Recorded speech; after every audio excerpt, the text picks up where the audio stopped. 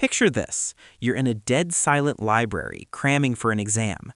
You reach into your pocket to check the time, accidentally hold the side button for a hair too long, and suddenly your phone bellows, "Calling mom!" Or maybe you're in a massive business meeting, and right as you're presenting your big idea, your laptop screen is covered by a box asking, "How can I help you?" This isn't some sci-fi horror show where your tech turns on you. This is the everyday, often embarrassing reality of voice control features we never asked for, or at least never wanted to be so intrusive. It's like having someone who constantly interrupts you, except this person has your entire contact list and every program on your computer on speed dial. If you've ever had your device's assistant go rogue, you know that unique cocktail of frustration and panic that hits you. You're not alone. More importantly, you don't have to live like this. Your devices are supposed to be tools you command, not agents of social chaos. Today, we're taking back control. This is your guide to silencing that digital ghost in the machine for good. We're going to walk through, step by step, how to turn off voice control on your iPhone, Android, and Windows PC. For a lot of us, the iPhone was our first intro to an always listening assistant. It has several layers of voice-activated features, which can make turning them off feel like a game of whack-a-mole. You've got the old-school voice control, and then its much smarter cloud-based sibling, Siri. Often people disable one only to get ambushed by the other. Let's break it all down. First, let's tackle the original culprit. Classic voice control. This is an accessibility feature for basic voice commands that doesn't need an internet connection. It's the one that usually gets triggered by an accidental long press of the side or home button. If you want to shut this down completely, the process is refreshingly direct.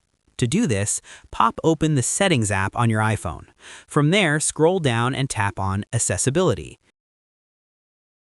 Inside that menu, look for an option labeled Voice Control. Tap it, and right at the top, you'll see a single toggle for voice control. Tapping this switch off will shut the feature down entirely. No more accidental calls, no more random music. But what if you find voice control useful sometimes, but you just can't stand how it activates with the side or home button? Maybe your headset keeps setting it off. In that case, you don't have to kill the feature, you just need to disable the trigger. Here's how. Go back to Settings and into Accessibility again. This time, instead of voice control, find the option called Side Button for iPhones with Face ID or Home Button for older models. Tap that. Inside, you'll see a section for Press and Hold to speak.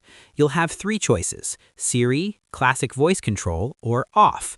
To stop that button from launching any voice feature, just select Off. Now a long press will do absolutely nothing. You've got control back. Finally, we need to deal with the main event, Siri. Siri is way more integrated into the iPhone and has its own set of triggers. To silence Siri completely, you have a few more steps. Go back to your main settings page and tap on Siri and search. First, to stop Siri from activating when you hold the side button, find the toggle for Press Side Button for Siri and switch it off. Your phone will ask you to confirm, just agree. Next, stop the Hey Siri voice activation. In that same Siri and search menu, you may see a Listen For or similar option. Tap on it and select Off. This stops the phone from actively listening for the wake phrase, which is great for preventing interruptions and for your peace of mind about privacy. For an even deeper privacy layer, you can go back to Settings, then Accessibility, then Siri, and make sure Always Listen for Hey Siri is turned off. With these steps, you've effectively put Siri on a leash, telling it to wait until you call for it. If this guide has already saved you from a future tech-induced cringe moment, do me a solid and hit that subscribe button. We drop comprehensive guides just like this one every week to help you actually master your technology instead of being controlled by it. Your support helps us keep making content that puts the power back where it belongs, in your hands. The Android world is wonderfully diverse, which is a nice way of saying the path to your settings might look a little different depending on if you're on a Samsung, a Google Pixel, or something else. But the core ways to disable Google Assistant or Gemini are pretty universal. We'll hit the most common methods that should work for almost everyone. The #1 complaint about Google Assistant or Gemini is the Hey Google or OK Google wake word. It gets triggered by conversations, TV shows, you name it. Turning this off is your best first move. To do it, open the Settings app. On the search input from the top, search for Gemini. Tap on Gemini Settings. From there, you should find an option for Hey Google and Voice Match.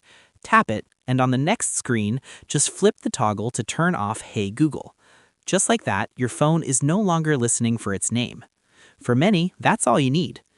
And a quick bonus tip for Android users. A lot of people accidentally turn on TalkBack and think it's voice control.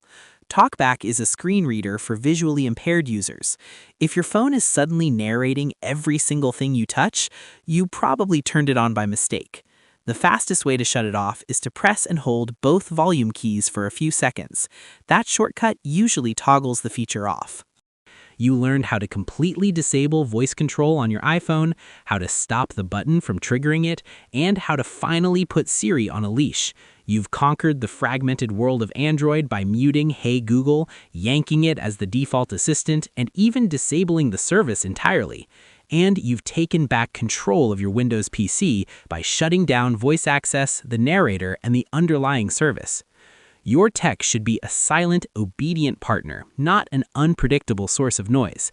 By following these steps, you've set up your devices to speak when spoken to, or even better, not at all.